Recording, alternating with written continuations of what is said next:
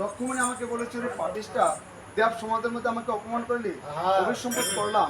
গন্ধমাদন পর্বত আছে এক সরোবর, সেই সরোবর যে কালকুণ্ডলির একটা। তখন ব্রহ্মসত্য মেয়েটা করবে বলেছি ঠাকুর অভিসম্পদ করেছেন, আমাকে মুক্তি বিধানটা করেছে। ত্রেতা যুগের রাম অবতার রাবণের শক্তিশালী পতন হবে ঠাকুরের লক্ষ্য, পশুদের জন্য যাবে বীর পবন নন্দন। সে বীর পবন নন্দনের চরণ স্পর্শে তোমার মুক্তি হবে। তাই তো আমি মুক্তি লাভ করে স্বর্গের ভ্রমণ করেছি। ভালো কথা। এখন আমি তোমাকে একটু উপকার দিচ্ছি। প্রথম সিংহে যে সন্ন্যাসী ঠাকুরের দর্শন, সে কিন্তু প্রকৃতির সন্ন্যাস নয়, কিন্তু 2 নাম্বার সাধু। 2 নাম্বার তস্কর, তস্কর আবার বলে তস্কর। হ্যাঁ, কত সাধুর মধ্যে নাম্বার আছে আমরা জানেন না? দাদাই জানে। কেউ দাদা আসো, দাদা এটা একটা তস্কর। আবার দাদা এখন সভাপতি দই বেড়ায়।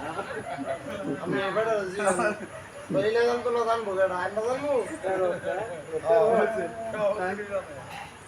প্রথম সিংহে যে সন্ন্যাসী ঠাকুরের দর্শন, সে কিন্তু প্রকৃতির সন্ন্যাসী নয়, সে এসে রাবণের মাতল কালনিমি তোমাকে এসেছে কৌশলে বধ করে বুঝলে, রাবণের মাতল কালনিমি। আর কোথাও স্থান নেবে আমার সঙ্গে এসেছে, হ্যাঁ আমাকে বধ করার জন্য। দেখে যাও তার দর্শনটা করি কি। এদিকে কালনির প্রথম সিংহে বসে দেখেন কি করছে, বরপুরা যে গেল এখনো তো ফিরে আসে। মনে বরপুরাকে একবার বিশ্বাস, আরেকবার হয় না। দেখি এবার আমার মনে বিশ্বাস হয়েছে, গড়পুরাকে কালকুমিরিনী খেয়ে ফেলেছে। বাবারে বাবা, আমার যে আনন্দটা হচ্ছে, আনন্দটা রাখবো কোথায়? এবার আনন্দ কি পকেটে রাখা যায়? এখন যে আনন্দ, একটু আনন্দ এখানে একটু আনন্দ করবো, বাকি আনন্দটা লঙ্কায় যে করবো। আনন্দতে মগ্ন হয়ে